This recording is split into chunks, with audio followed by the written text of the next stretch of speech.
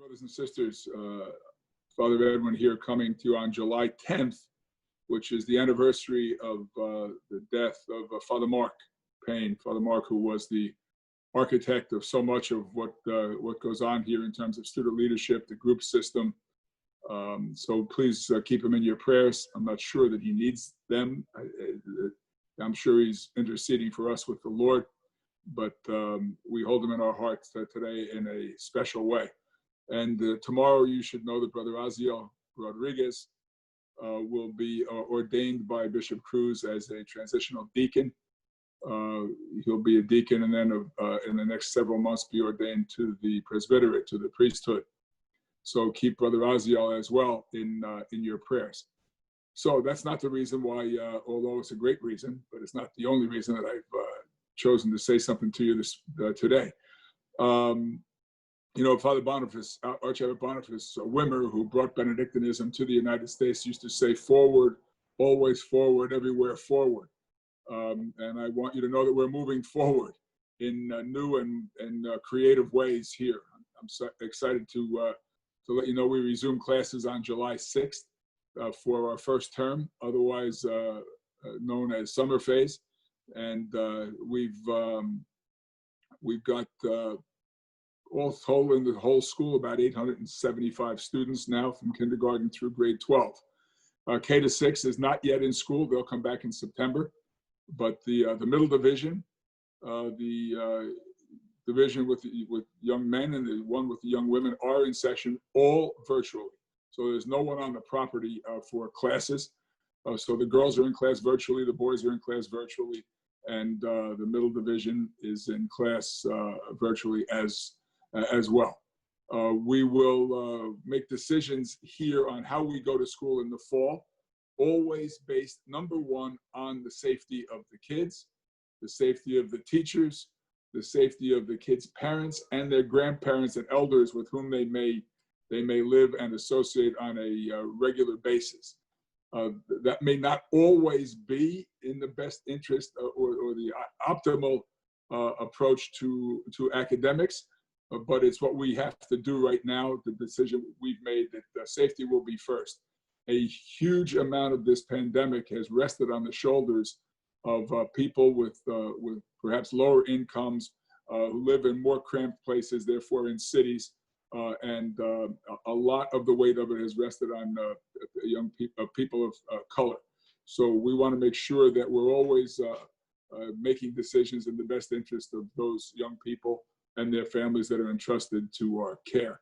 Now, lots of those decisions on how we go about doing that and how we go about school have been aided here in recent weeks with the help of Don Laurie, who's a former board member and a member of the class of 1960, along with some people that he's come to know as he's moved through life, two of whom are retired Navy SEALs.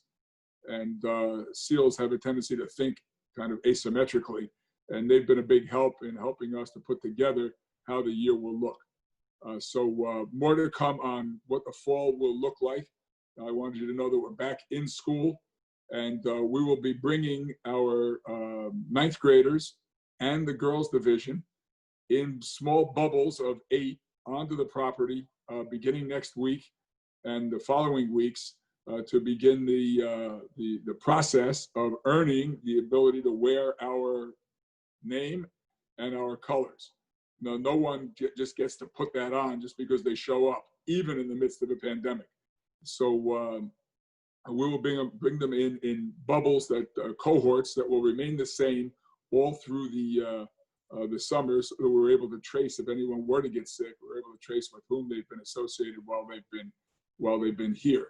So that's important for you to know that what used to be the freshman overnight is going now to become the freshman year.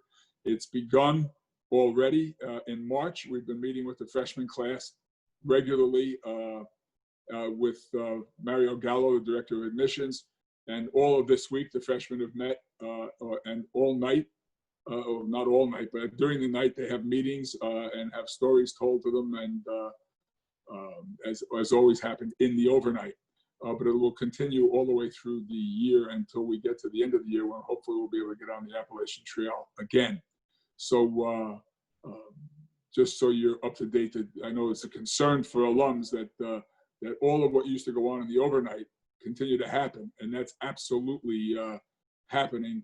How we go about doing it is in keeping with the directives of the governor and the CDC and the American Association of Pediatricians.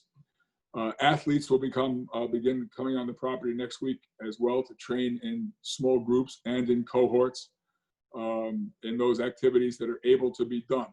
We're not able to do anything inside, so none of these activities, whether it's the freshman year or athletic activities, none of them can be done inside. They'll all be done on the lower field. Lastly, the girls have started school. The girls, about 67 girls. They're presently researching the history of the place so that they can name the 3 groups in the girls' division. At the end of the summer, they will select leaders. So there'll be a group leader for each division. There'll be a section leader, and there'll be a senior group leader for the girls. There's not one senior group leader for the whole school. There's a senior group leader. The leadership structure for the girls mirrors the leadership structure that's been in place for the guys. So that process is going on right now. A lot of work with the help of alums and Father Augustine in the archives to make available to them the information that they need to be able to select names after whom to name the groups, names of women who made significant contributions here. So that's a quick update. As we get closer to the fall, I'll be back to tell you how we're going to go to school in the fall, whether it's likely going to be a blended approach to school.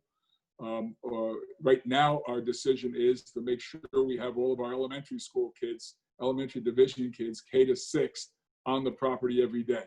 It's virtually impossible for 5- and 6-year-olds to learn virtually. So we will have the elementary division on the property. Everything else will get built around that elementary division. So thanks to you also for your support. I want you to know that the year just completed on June 30th was the best year financially that we've had in the last almost 20 years. So it was over the top great. Your generosity was overwhelming. And we had 35% of our alumni participated in the annual fund, which is enormous compared to most other schools similar to us, if there are in fact other schools similar to us. So thank you for that overwhelming support. We could not do this mission without all of you around the world who participate in one way or another. My last point, convocation goes on every morning at 8:30. It's virtual. You can join it anytime you would like to come at 8:30, or you can access it on our website anytime during the day. There's thousands of people watching Convo around the world every day, so you're invited. If you haven't been doing it, do it. And remember again what we're thinking. In the words of Archabbot Boniface Wimmer, forward, always forward, everywhere forward. That's our goal this year, always to keep moving forward. Satchel Paige used to say, don't look back, somebody may be gaining on you. So that's what we're doing. Pray for us. You're in our prayers every day. And I'll be back to you soon with what the fall will look like. Keep your courage up. Have a great day. Talk soon.